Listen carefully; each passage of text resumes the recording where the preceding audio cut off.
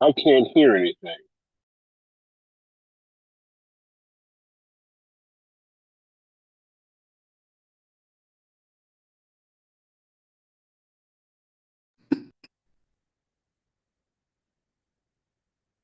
Figured out. Very good. I just want to make sure that you can hear. I It can hear is you. one.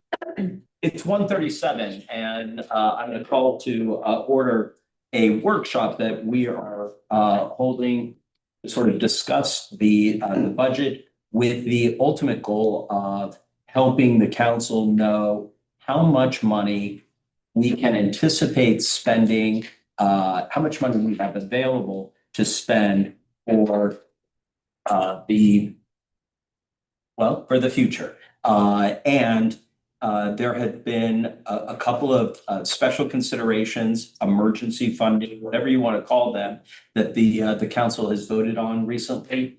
That we've been able to afford to do it, and it occurred to me at one. Too far, we got to call. Oh, very good. I'm going very informal because it's a workshop. That would be very good. With the advice of our executive director, if we could call the roll. Ms. Walker. Councilmember Vanderlinden. Here. Councilmember Richards. Here. Councilmember O'Brien. Councilmember Johnson. Here. Judge Hobbs. Superintendent Hannah. Here. Commissioner Cummings. Here. Treasurer Mitchell. Here. Chair Jones. Yes, I'm here. Not that you need a quorum, but you do have one. Very nice. The item 4 is, pardon me, item 3 is the approval of the agenda. If I could get a motion. Mr. Chair, I move approval of the agenda as presented. Thank you very much, Commissioner. Motion, second by Mr. Johnson. I have a motion and a second. All in favor, say aye. Aye. Any opposed? Very good. Show the agenda adopted. Is there any general public comment? There's no public comment. Thank you, Ms. McPhail.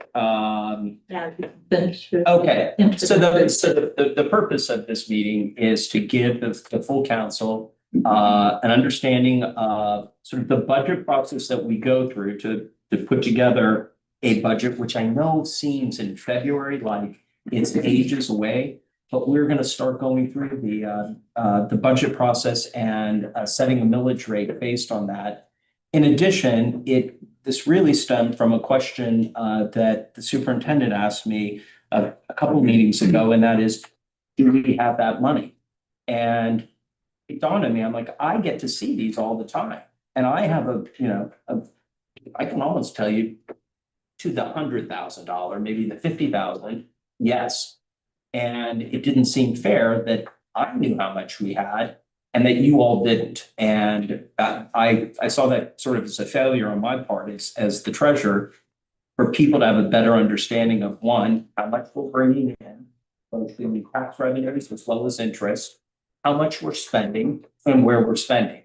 You couple this with the committee that the ad hoc committee that Mr. Watts suggested we create, that sets programmatic priorities, and it's like they both are hand in glove. They just kind of go together.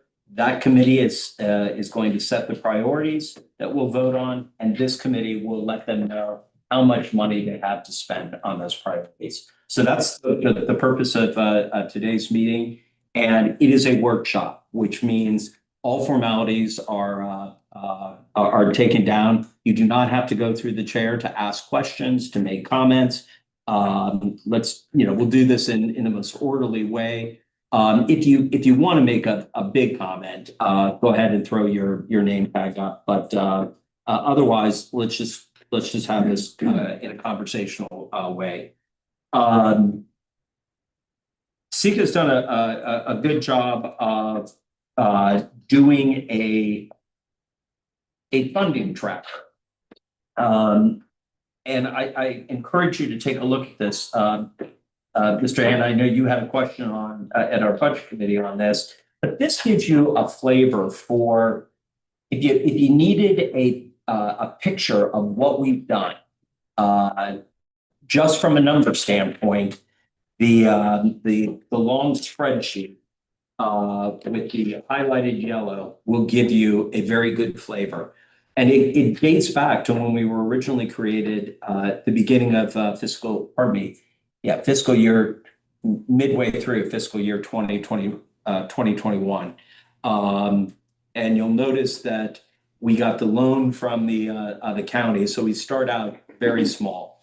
And then we grew by taking in, just kind of following that yellow across 7.1, 7.9, 8.2, 9.1, 9.2. And I would ignore the 7.8 for the current year, because that will match the 9.2 in the immediate the previous column. We're just not through fiscal year 25-26. So kind of put your hand over the last the second to last column for purposes of wondering, well, wait a minute, where's that $1.3 million? The $1.3 million is still coming in the form of taxes. So with that, and Sika, I don't know if you want to go a little bit deeper. The two areas that are appropriately, I think, highlighted are the income and our expenses. And the magic number that I think everyone needs to focus on is, if you look immediately under the second yellow line of expenses, is the fund balance. And the fund balance that we begin with in this fiscal year is just under $4.6 million. That is what we have extra to spend, which is why when the superintendent asked me, I could say, yes, we have it. It's a decision that we have to make as to whether or not we want to spend it, but yes, we have it. The other thing is sort of big topic to think of is, some of us, I think on a cash basis when it comes to accounting. And a cash basis is, in simplest terms as I know how, it's sort of like what you do with your checking account. You get paid, you put your paycheck in your checking account, there's $1,000, you write a bill for electricity for $100, you have a balance of $900. It's that which comes in and that which goes out. Not that which you budgeted will go out 3 months from now, but just income and expenses that you're paying, that have been paid.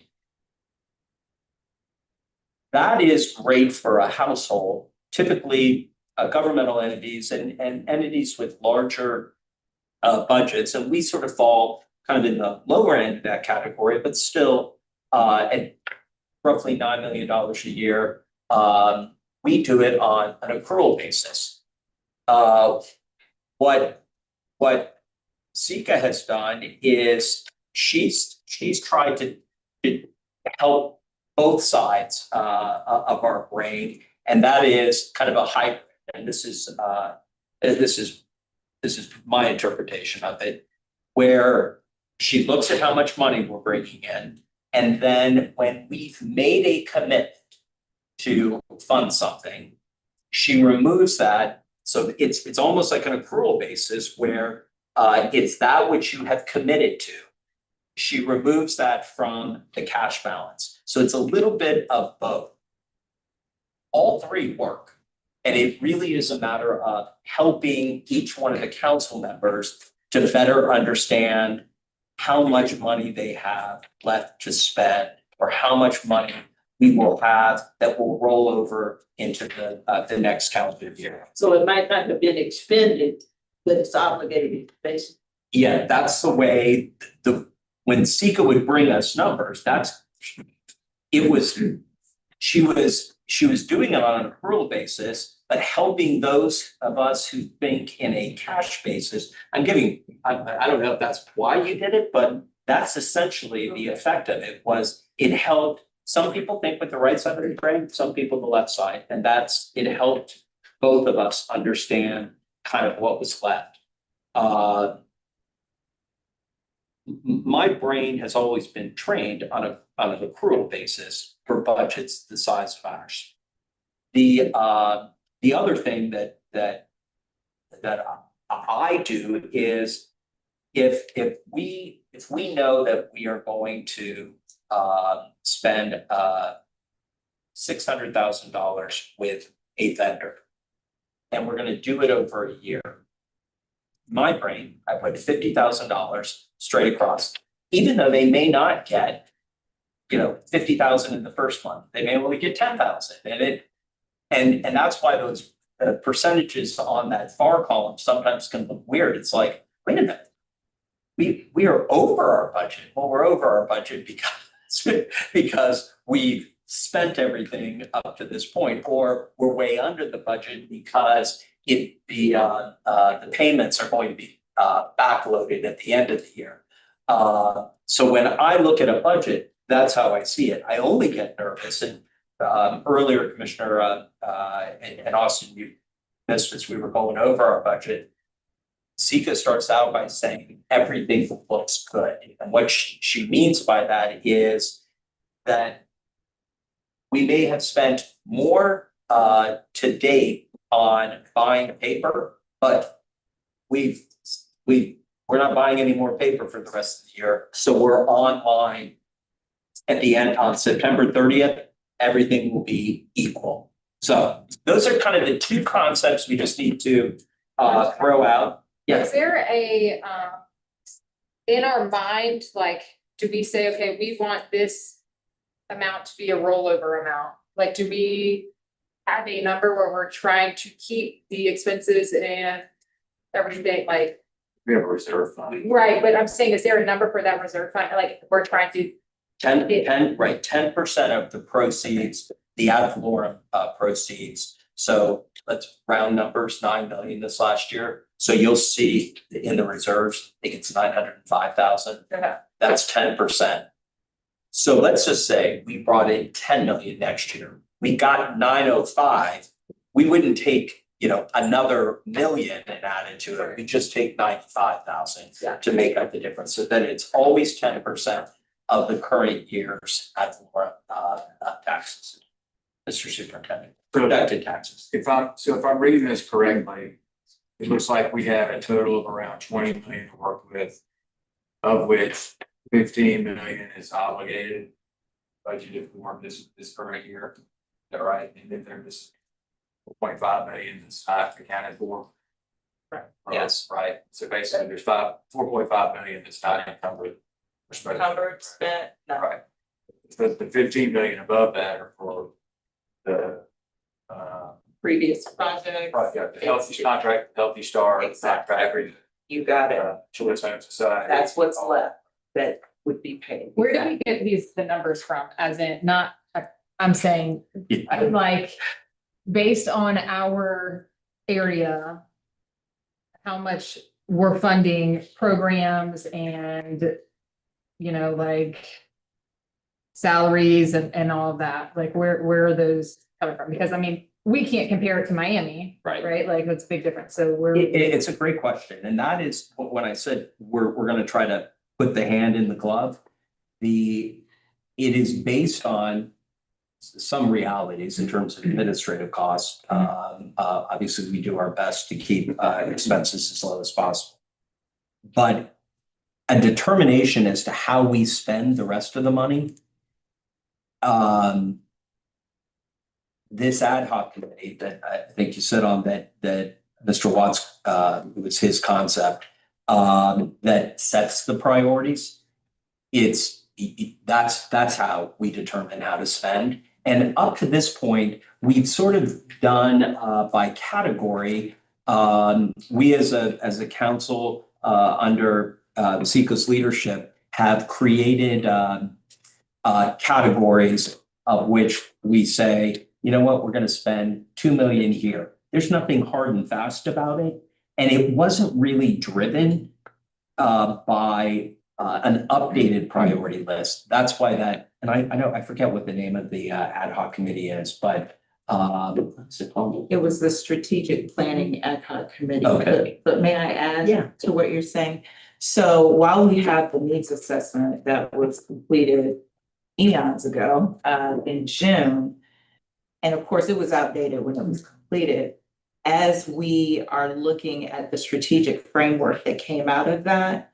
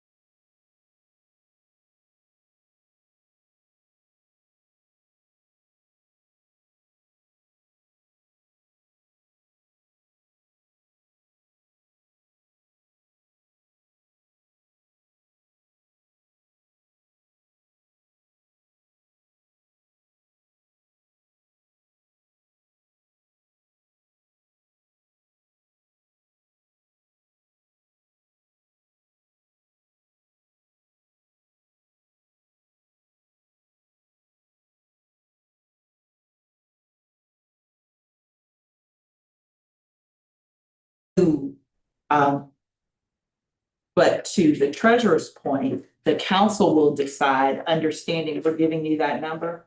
Look, we're only willing to go 2 million. Okay, so we'll see how much bang we can get out of the buck for that $2 million under the parameters of what we've said it costs to do per child. Does that make? Yeah, and do we, if it's like I have something and I'm like, hey, this is a program I have. Do I get to decide, hey, this is how much it's gonna take to run my program, or do you guys say? So we set a parameter on what we're going to pay. Okay. So for out of school time, our parameter was 2,400 for the school year and 4,800 for the summer. So multiply times the number of kids that you say you're gonna serve, but you still have to give us a budget to show us how that is split up. And that goes into the scoring. Because, for example, you can't say 100 kids times 4,800 because I'm gonna do it the whole year. What is that? $48,000, and half of that, 50% of it, I'm spending on administrative expense. Yeah, no, that's not gonna work because we give you the parameter on administrative expense as well. So it's not necessarily the provider telling us it costs this much per kid. We did that initially. Initially, we did that, but as we got more learned on how things work and more educated on what it costs to run programs, we then tell you in the RFP what we will pay per child. No, I'm sorry, it's 240,000. Yeah, 480 if it's. how you gonna be the school superintendent and give us that?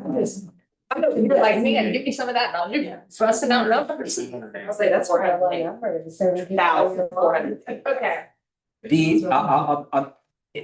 So I got this, can't remember if Seeker or Excuse me, Holly. I'm gonna repeat Sure. one more time because I want the record to show that Melissa Walker has joined the workshop. Melissa is the new designee from the Department of Children and Families, and she's actually located out of town, and we'll try to make our meetings in person, but she's joining us. Let's go. Welcome, Melissa.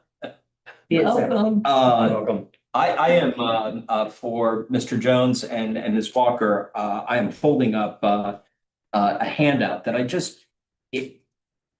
I think maybe Holly, you gave this to me, as part of a conversation we were having.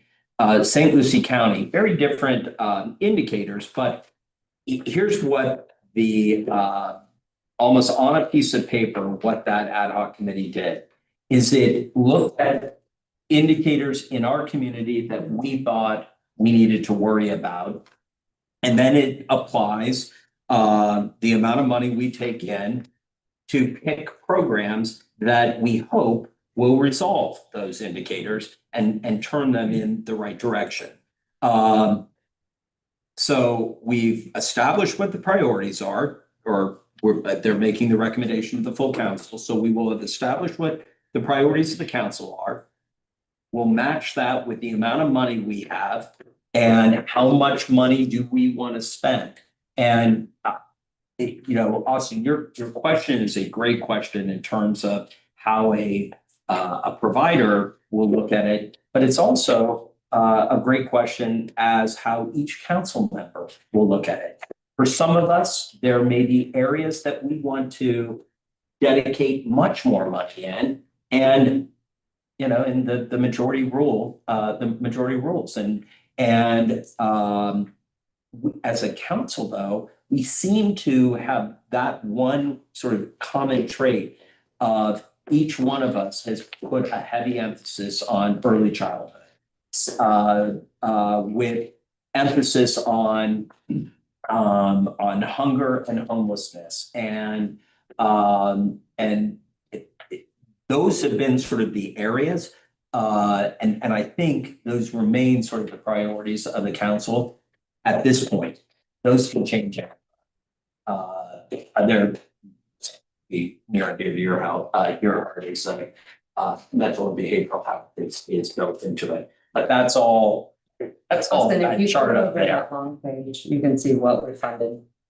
The amount in the grouping, like the group that it falls, category it falls under. Based on the priority. And then it's each like program amount. Okay. But that's where when Mr. Hannah was talking about, so if I'm reading this correctly, we've spent the 15 million on programs up to this point, we've got 4.6 left. That 15 million, it's all posted in these pages, in the back pages based on category of a priority, and then SIP spending at the back. I think it's correct. SIPs, they're trying to pass the bills.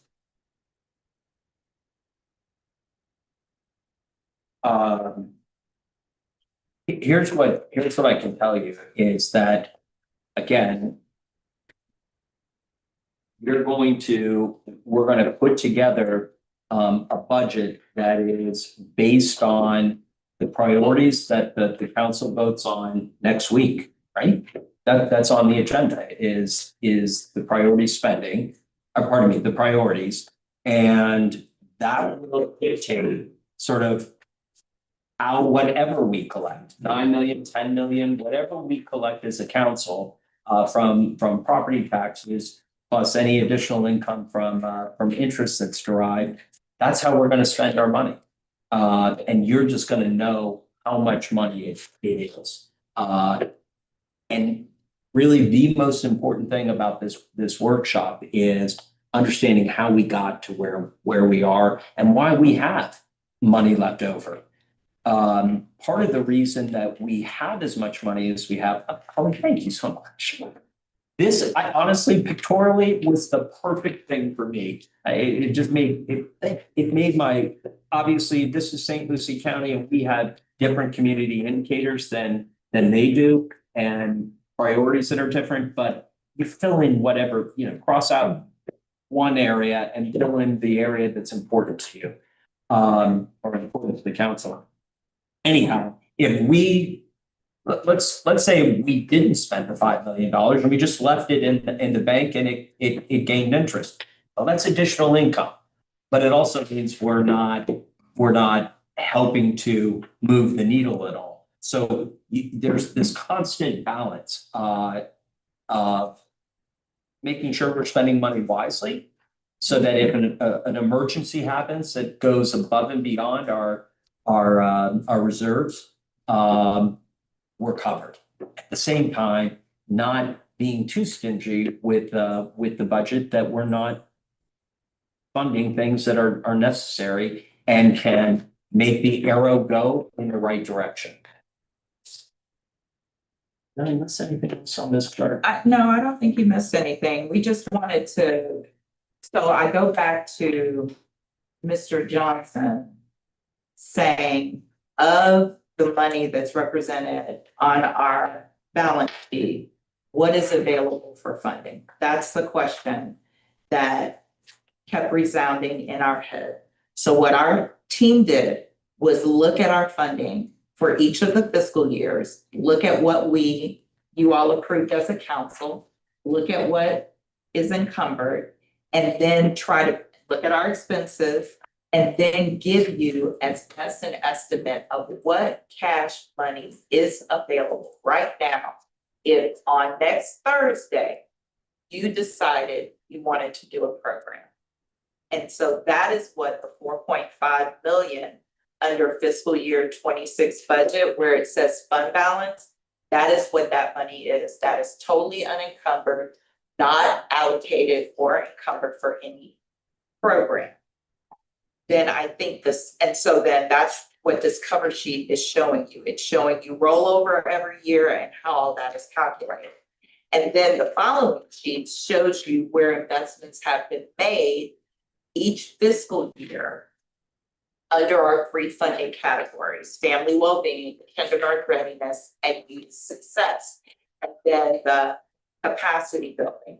And that is the sheet that Dina, as our Director of Program and Finance, keeps updated as money goes out in accordance with the awards that you all approve. So the idea is that on an ongoing basis, this cover sheet you see will be updated as you approve funding. So if I am correct in my thinking, you also got a copy of the draft strategic goals that you will consider for approval in April. And so the idea is, once those goals are approved, any procurements, funding opportunities that the team brings to you, or that you are out in the community and feel that we could assist, would be in line with those goals. So if it's not in line with those goals, then it's probably not something this council is going to consider. So it's not about you all deciding what the goal is going to be, but more importantly, this is how much money there is available to work with. So you've got the RFP for OST that you're going to approve on March 5th. That is not included in this 4.5. That's already been allocated because you already approved that. So this 4.5 for this fiscal year is available for anything else that may come up. You may want to do an early learning procurement. You may want to do some other procurement in line with the goals. So the thought is, if it's not in line with these goals, it doesn't come before the council. And then the last piece would be on the agenda, the emergency funding. At one point, because we had about 4 of them that came before us. At one point, we had decided, you all had decided as council, you really didn't want to get into an emergency funding policy. We drafted one. And at that time, there wasn't an appetite to pass it. Now, given what happened this quarter, maybe you want to revisit that again. And so we provided you a copy to review again, you're not going to make a decision here, but think about, do you want to set parameters for emergency funding? And do you as a council want to set aside funding that is considered emergency funding, not reserve funding, emergency funding? And then it goes along with that policy, and once it's gone, it's gone. That is totally up, for you all to decide. The last thing I will say is, with the reserve funding, there is a provision in the reserve policy that if at any time you want to flip that funding to something else, you have the ability to do that. So I think I'm done. The only thing that I'll say about that though is, as it relates to the reserves, we do have the ability to flip it. Statute requires we have reserves. It doesn't set the amount. But and the other thing is, when it comes to not using it or using it, you're really, stealing from Peter to give to Paul, because if you use the emergency funding, the reserves, and for every dollar that you take out of it in this current fiscal year, you're gonna have to replace in next fiscal year. So it's, again, it's always 10% of what we are bringing in property tax revenue. So it's really, do you want to use it this year or next year? The nice thing is, we never even had to think about that $905,000 in the requests that individual council members brought forward. Vetted by SECA, and so staff can make a recommendation. But even if the recommendation is no, but it's the will of the council, that's what the council is all about. That's where, you know, and we tend to obviously, you know, go with staff recommendation, but it's the role of the council to decide how we want to spend our neighbors' money. And so we have as much available to each one of you. And it then becomes incumbent upon you if suddenly it's a priority to you that doesn't fall into what we've established as priorities, but it's an emergency thing and there's no one else that can provide it. It's not being, so we meet all the statutory requirements, look at the ballot language and it's consistent with that. You want to come forward with it, I say make your best case. You know, when I think of the 21st century schools, obviously it was consistent with everything we're doing, but that was, I mean, how great that we were here in the event that it was kind of ended up being needed a portion of it. How great that we were here. The other thing is, remember that $4.5 million is what's available now. We're gonna get, taxpayers are giving us another 9 million, but if you look, we spend, let's just say we took in exactly what we brought in this year. We spend on, this is where the administrative costs are about 1.5 million. Mr. Grayson, is that what your email showed me? Wait, let's see. Did you say expenses? Let's just say it's 1.5 million. So we will have an additional 7.5 million to spend starting on October 1. So you can take that 7.5, add it to this 4.5, and we essentially have $12 million available. By the way, the family resource centers, there is not a commitment made to them. There is, like when we signed a contract, we didn't sign a contract for 4 years with them.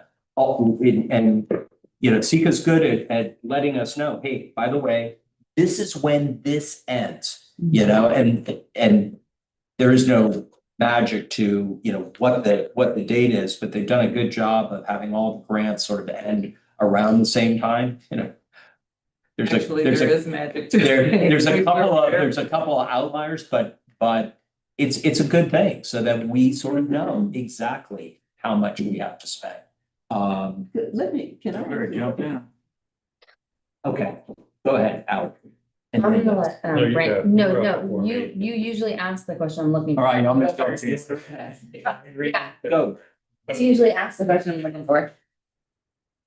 So I wanna make sure I understand, because this is where I've had questions and usually I'm dovetailing the superintendent, but in the large spreadsheet, the $5.688 million that is allocated for program continuation, and in paren it says encumbered. Is that contractually encumbered money? Yes. Not council, we'd like to set aside money. So the council set aside money, if it were to be anywhere, is down in the 4.5, Yes. which includes the way we've talked about, like the chair was discussing about FRCs. At one point, there was what the cost for a period of years for the FRCs was a big number. But what we have contractually obligated any of our grantee recipients is in that 5.688. So that 4.5 down there that is unencumbered is free, clear, nothing. free and clear. Okay, thank you. And if I may just further clarify, to the treasurer's point, there was an initial approval of 4 million for FRCs and we have individual contracts for that Yeah. that have come down. So there's about 1.3 of that original 4 million that is left. It is in the 5.6, not the 4.5, Okay, even though it hasn't been. That's that hybrid, that's the, That's the hybrid. It hasn't, you all have not approved understood. anything with the 1.3, but it is sitting there in is it abatement? In suspended animation? The FRC funding is already in the accounting for, in the In the income. 5.6. that is, by the way, if we decided as a council these were failing, it was a horrible idea, that 1.3 could go to the Okay, 4.5. okay. So that's that hybrid Yeah. that yeah, we're gonna, That is my fault. So we're there's gonna nothing, get out so of it. there's, Right. so there's nothing encumbered for 26, 27 at all. Correct. Okay, nothing, no promises, no pinky Right, swears. on the fifth, we are going to, But that's. it has not been encumbered. The The out of school, what's the T standpoint for?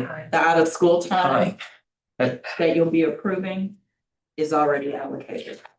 For this year. Well, yes, this year started May At 15th 19, and it goes through next school year. That's already done. It's already in this 15. Yes.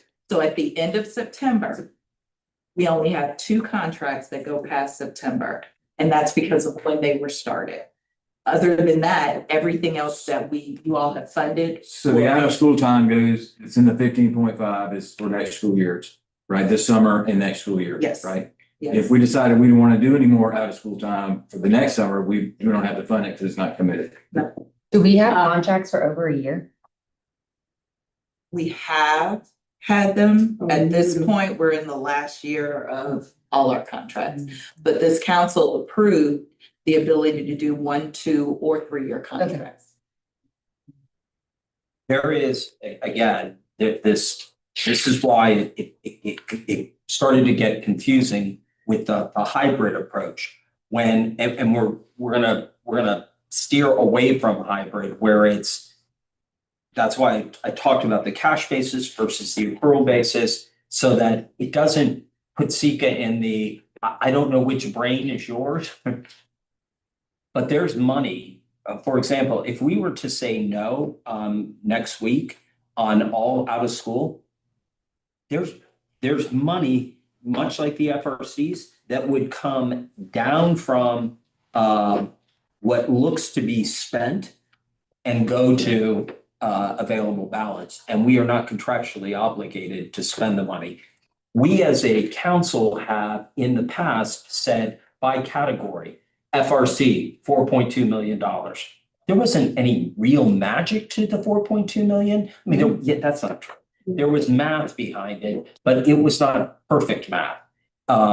We also have the ability to spend more than the 4.2. We have the ability to spend less. And remember, when the FRCs were contemplated, we were going to roll out an FRC, a big FRC, and we ended up doing it here, and it was smaller than we anticipated, and we were going to baby step our way into it. So that's all money that, while it was part of that $4.2 million that we initially put aside, could easily roll into the $4.5 million. We just been paying it incrementally as we, right. Right.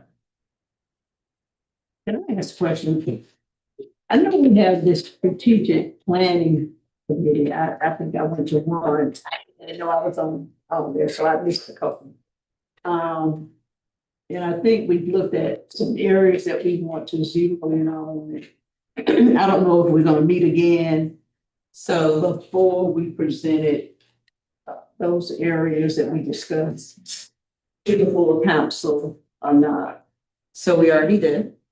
The ad hoc committee is now disbanded and they came up with the draft rules. So if you go to, The handout? it's a handout. Oh, okay. So my question is, This is based on all our feedback and input. Right. Okay. Oh, okay. We have one more meeting. We're actually meeting with Councilmember Vander Linden after this meeting. Mhm. Because we said that if when we presented it at the last council meeting, if council members had questions, suggestions, we would get with them one-on-one, and we've done that. And still had the ability to do it before April, because April Okay, is when this before will April. come Okay, before the council for approval. because what I wanted us to look at is if we could have some emphasis on homeless youth. And I understand the last few months, there are quite a large number of youth children, school children that are experiencing homelessness. And while, we've got certain categories, we're concerned about early learning and what have you, which they might be included in that. But, I guess in the workshop, not the workshop, in our strategic planning meeting, I wanted to raise that and have, discuss how we could approach that, or if we wanted to approach that. So may I Yeah. give some information on what we are doing in that area, because we are doing Oh, okay. in that area. Okay. So when I first started, I was in communications with the county and the city on how to help with emergency shelters. Right. And so we, this council agreed to provide $500,000, so it's 500,000 to help fund the 4 of the 5. Right. And that includes Family Promise, Breon House, Refuge House for those escaping domestic violence with children, and CCYS, which is our youth population. And I'm familiar with those. Okay. I'm familiar with the allocation and everything, but I wanted to brainstorm and perhaps in the meeting, how we could be more direct and more deliberate as far as getting homeless youth off the streets, getting them in, and maybe we can't. I'm familiar with, what those services provide, but the ultimate goal is not getting them into permanent shelter, permanent placement. And so I wanted us to, and I know we can't do it. Right. But that was one of my concerns, how we could. So in addition to the 500,000, if you remember, I brought it up. This was one of those, it was a priority to me. I really, and it kind of worked its way through, and the council, Sika, help me remember, was it 160, 180,000? 63. Like it just to the penny, 163,000 that we, above and beyond what we had originally budgeted to tackle the homelessness for children and families, put towards Position. yeah, what, but it was It's a transition coordinator. yeah, that they with, needed at Family Promise. the Family Promise Center. Right, yeah. So I think, Commissioner, I think everyone, if you remember our original stickies, everyone shares your concern. And on a case by case basis, that's why it's important. I remember I always say to you, if somebody says, well, we have that money. Yes, but no, if you make the decision to spend the money, you're not going to have it tomorrow if something else comes up. When it came to Haven, Making miracles. clearly I am not taking ginkgo, Making Miracles Haven, the $30,000 that, or $35,000 that, $36,000, whatever it was, that I came in and said, this is an organization that we had given 100,000, they gave it back because they became part of an organization that couldn't take government money. Now they need it. We were able to provide one position to open a second house. So on a case by case basis, this is a priority to you, Commissioner. I think that it's important that you bring the concept or have that person who's really got the all the full picture, have them. Here's how it worked for me, and I think it worked well. Have them meet with Sika. She's gonna have a recommendation. Sometimes it's gonna be, as I previously said, sometimes yes, sometimes no, and then it comes to the council. I learned after somebody meets with Sika, you know what, that wasn't such a good idea, but they sold me, but it, you know, and sometimes I'm like, no, I still believe in it. And that's why we as a council have that authority. That's what being a member of this council gives you, is the ability. So, Commissioner Cummings, I know that is super important to you. When you get a chance, look at the family well-being goals.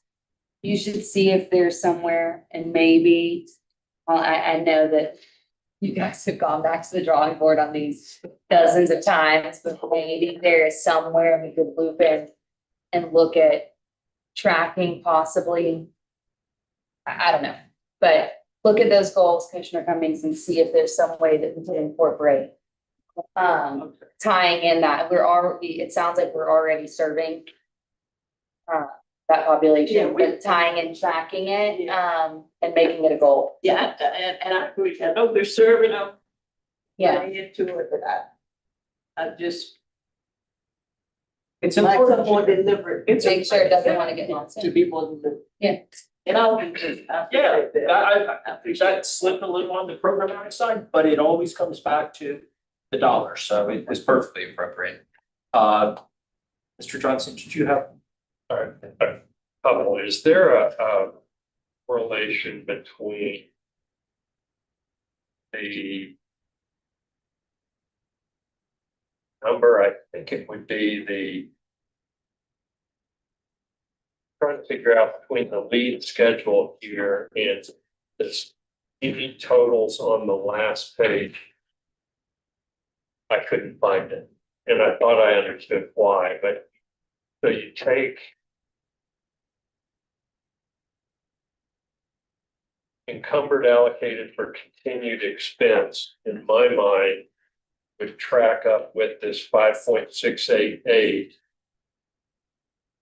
But the math isn't working for me when I try to go through those supporting pages. I'm gonna let Holly, because Holly did all the formulas for me. It's split. It's so the 8.4 on this back page is split between encumbered and restricted funds in income. Did I do that right? Yeah. And the 5.6 million in The direct services. I'm sorry, in direct services. So program investments and direct services, the 6.9, it's split between there and under income, the encumbered restricted, the 6.1. You lost me on the 6.9 number. Where am I getting that or seeing that? Under expense, Where? on the cover sheet, There, under expense, you see program investments and direct services. yes. So Okay, if I you go all the way across 6.9, so it's split between the 6.9 there. And then up under income, the encumbered and restricted funds there. There's a first. For existing contracts, that's what this 8.4 is. And I, yep. So what's the rationale? I now you lost me. I thought I understood. What was help me understand the split. Maybe that's. Go ahead. You've got encumbered restricted of 6 point.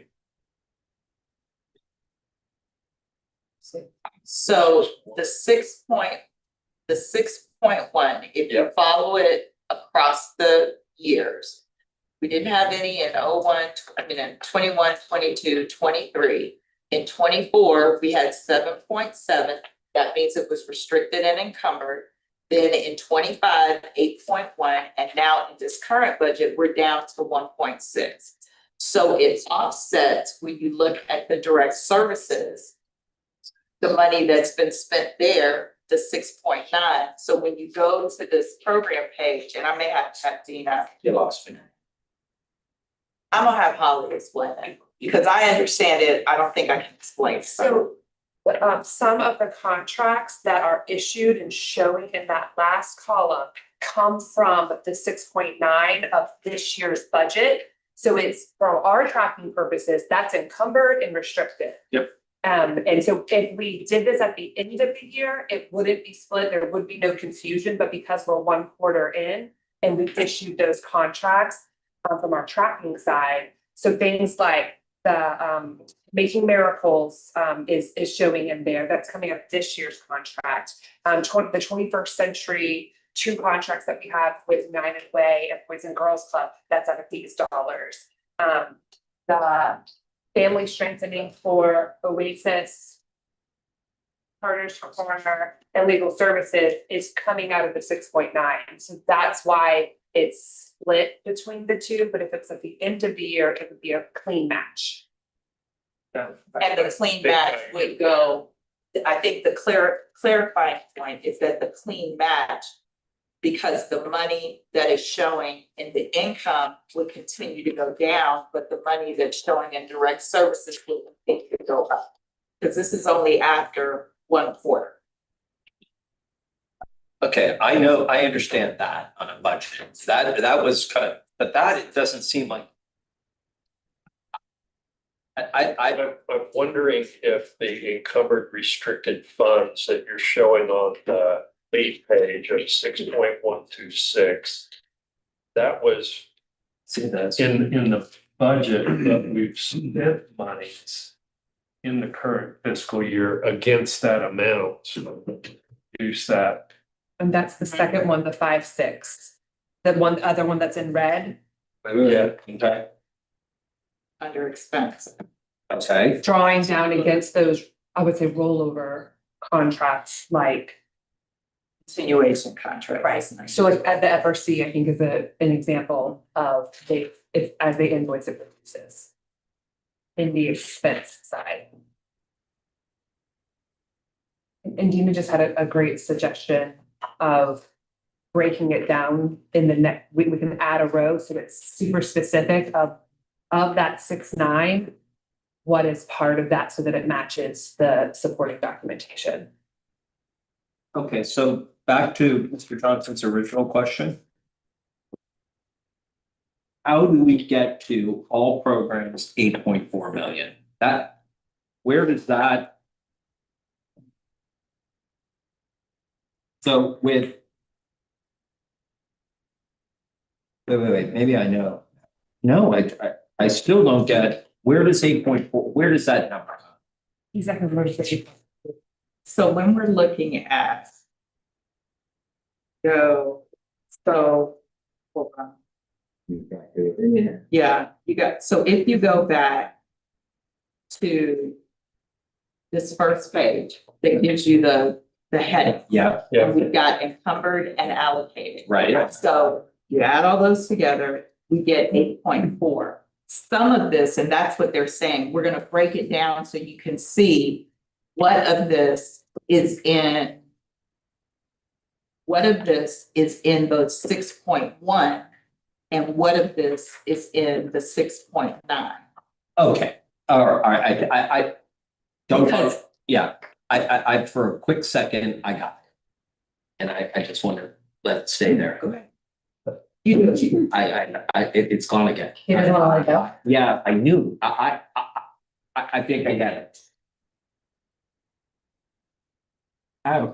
So it seems like though. You added the 6.9 and then the 5.5, whatever. And the 263,000, what's that, 11? Well, about 13 million. Wouldn't that be the total amount this year that was gonna be spent on programs? 6 point, not the administrative costs, not the reserves, not the collection fees. But the 6.9 for program direct services. The program supports capacity building of 263. And the allocated for program continuation encumbered all that's being spent on programs this year, so why wouldn't, instead of 8 million, why wouldn't it be 12 or 13 million? Did you add in that 4 But million? that's the subtotal down there, right? Did you add it in the formula? 15.3, that's subtotal of all of that. Of all. No, in total, it's Just don't 15. think we got it right. I didn't add in the 4 million, so in total, it's 15.3 million. That's what But I I'm- didn't put in there the admin costs and the reserves and the collection fees.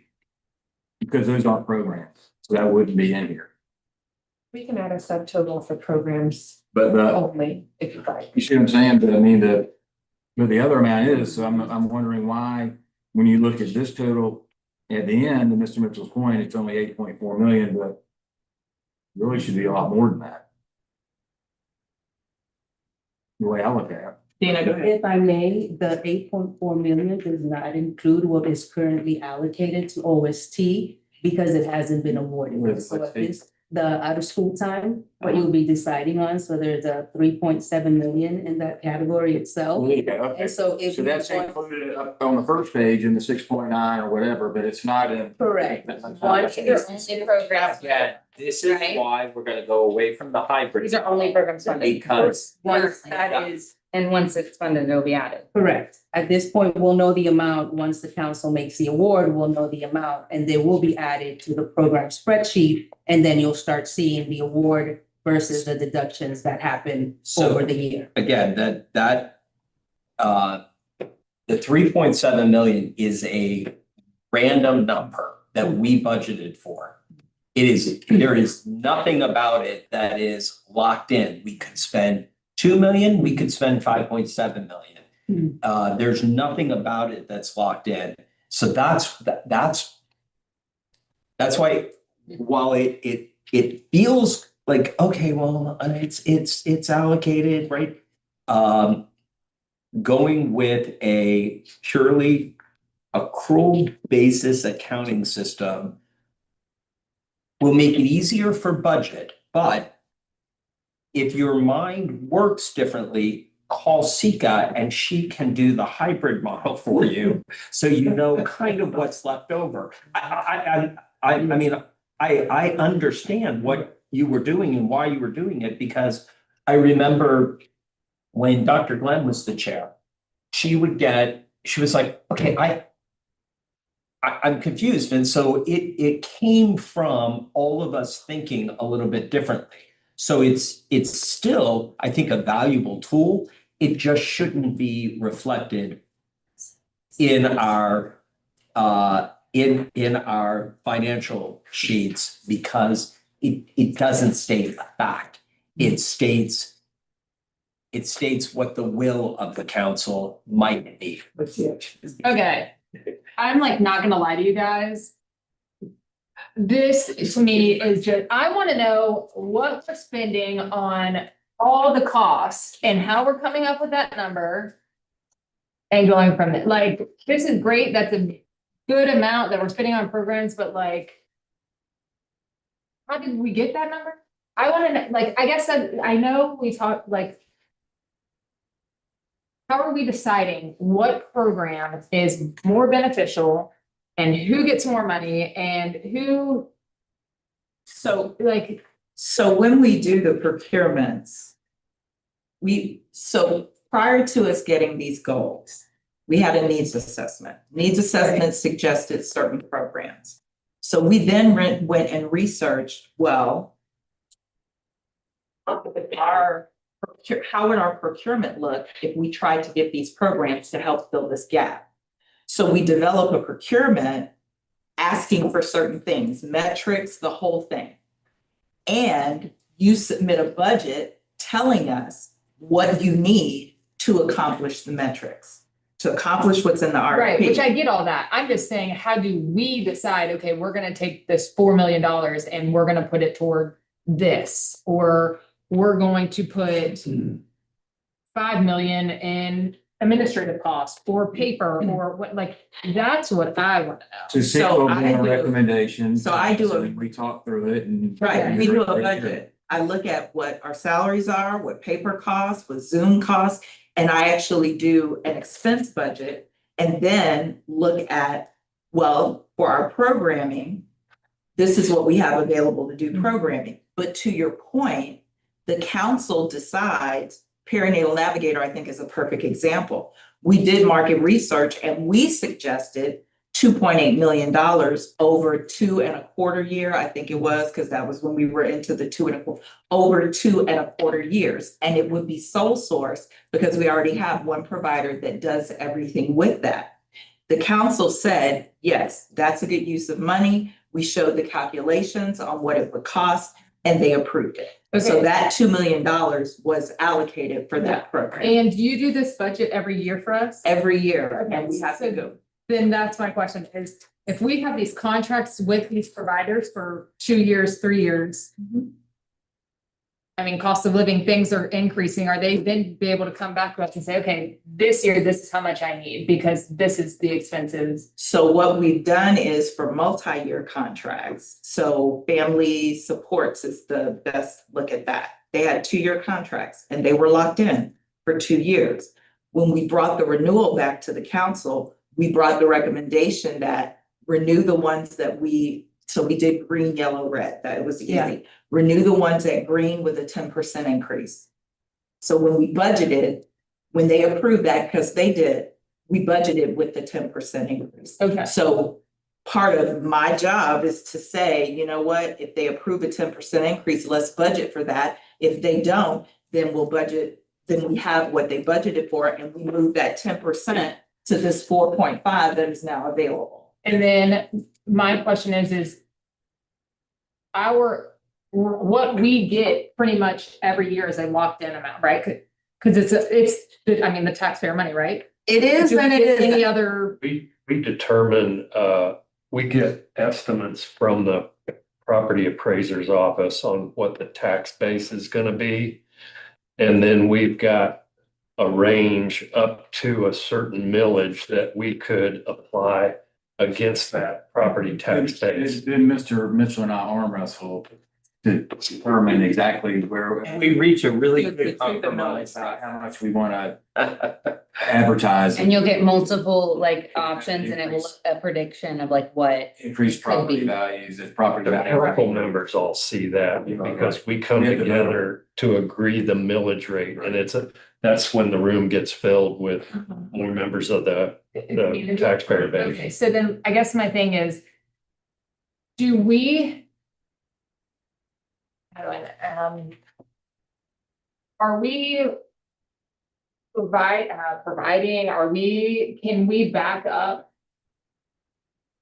with us saying like, hey, we need to increase this rate and taxpayer money, like, can we say, oh yeah, here it is, like, So that's the Yeah, truth you and can go- millage process. You can go up to a $500,000 right? and that would, remember I said, look, just using this year's budget of $9 million in round numbers. That is based on a millage rate multiplied by the total tax base, property value tax base. And that's what we get is $9 million. Of which 900,000 goes, right? You can raise that, I think we're at 3.47 or something, so you can raise that to a full $500,000. We as a council could vote to raise taxes to do that, which would generate additional money that we would have to spend. The decision on how to spend, though, regardless of how much we collect, rests with 10 people, period. Right. That's why the input from, Commissioner Cummings is important.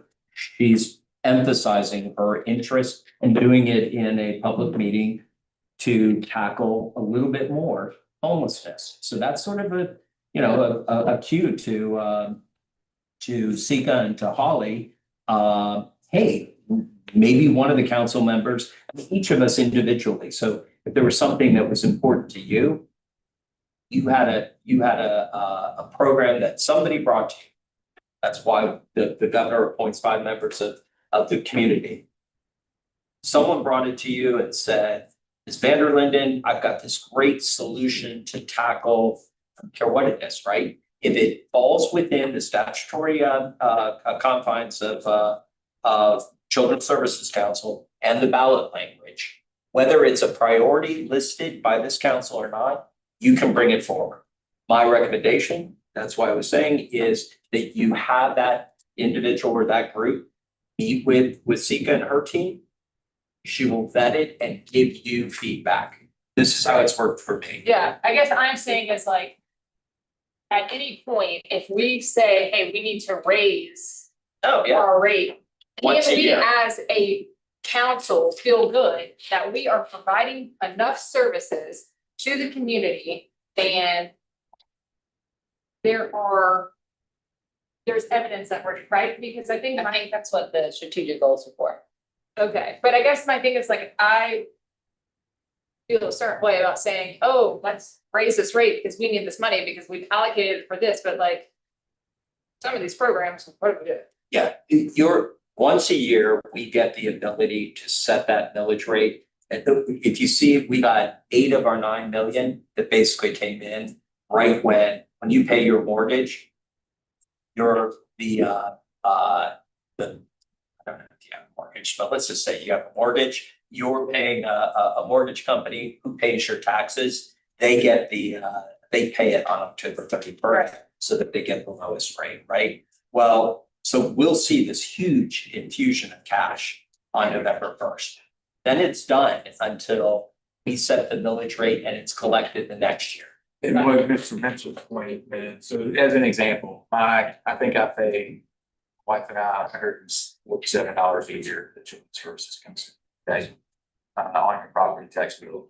And what Mr. Mitchell has been arguing, although we can go up to $500,000, generate a lot of money, if you look, we have $4.5 million that's just sitting there in addition to the $900,000 in reserves. So really, we have $5.5 million we're not even using now, so why would we raise taxes? Okay, that is, yes, that is what I'm saying, like, but I also want to make sure we're not,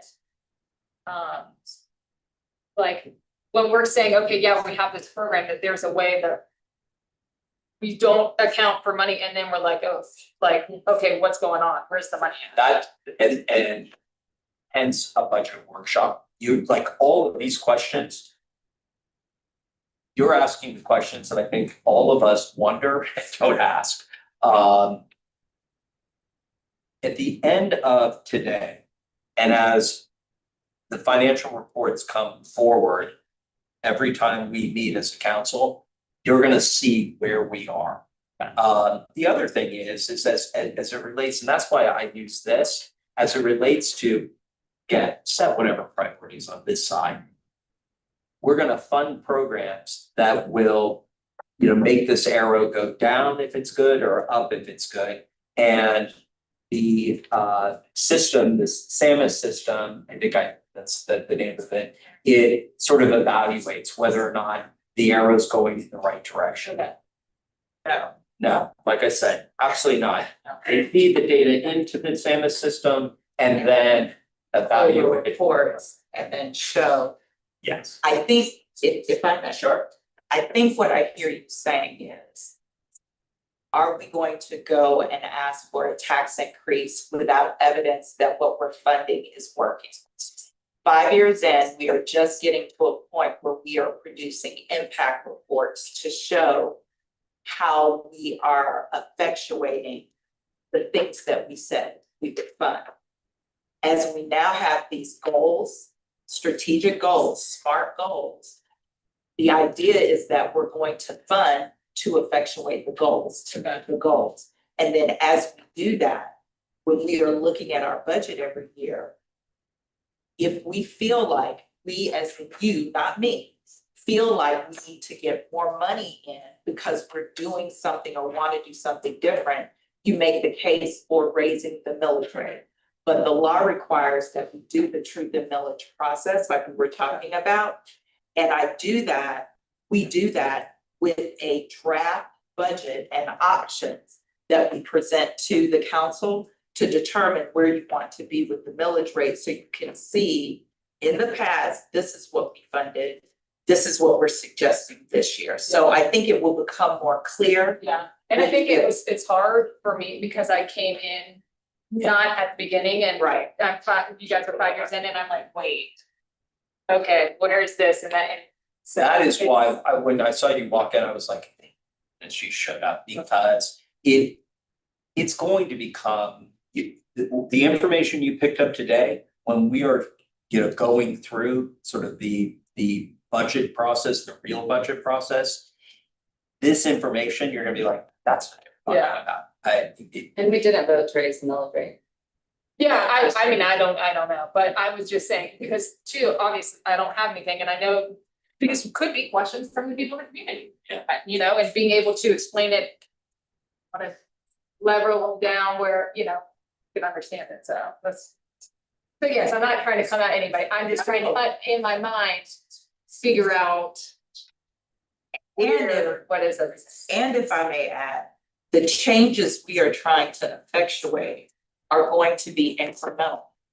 We're not gonna see some huge percentage Right, decrease or a percentage increase over the course of 12 months or 24 months or 36 months. We've been here 5 years and have been funding for 4, but we're moving in the right direction. The first year, we were funding just to come out of COVID and have places for children to attend summer camp because their parents all had to go back to school. And so the council decided to do that. So it will be these incremental changes showing that we're moving. in the right yeah, and I think that is hard to get across to people because we live in such a microwave society. Yeah. So, yeah. All right. What next? Any more? Okay,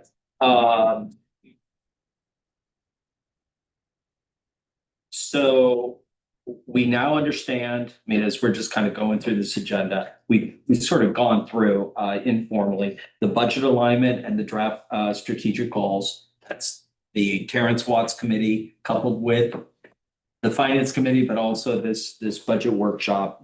The next is a discussion, and this we touched on briefly, but is an emergency funding policy discussion. And Sika's right, it was probably 2 years ago when this came about, and we didn't have a policy, and the organization that came forward really didn't qualify, but it raised the question, did we need a set policy? Here's my thought on this. We can have a set policy. I think it's working well the way we're practicing it. And that is when I think about the additional money or whatever the name of the position was out at the Hope Center.